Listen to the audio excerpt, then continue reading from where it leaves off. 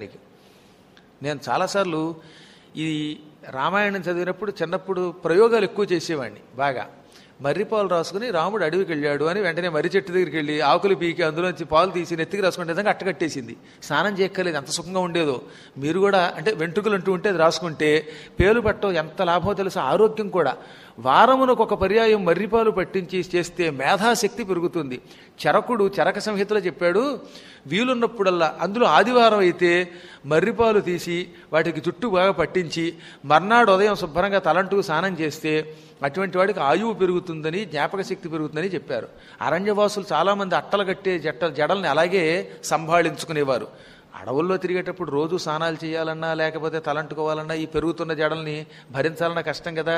అందుకని ఒక్కసారి పాలు రాసేసి అలా కడితే ఇంకా దురదలు పెట్టడం కానీ విసుగు రావడం కానీ ఉండదన్నమాట. ఈ గుంటూరు బోరు నీళ్లతో స్నానం చేసినా కొంపలగదు ఈ రాస్తే కనుక. చాలా మంచిది అన్నమాట. నీళ్ల వల్ల కూడా ఇబ్బంది రాకుండా ఉంటుంది. మర్రిపాలలో అంత శక్తి ఉంది. దాంతో ఇప్పుడు జడలు బాగా కట్టేసి ఉన్నాయి కదా, అందుకని ఏం చేశారు,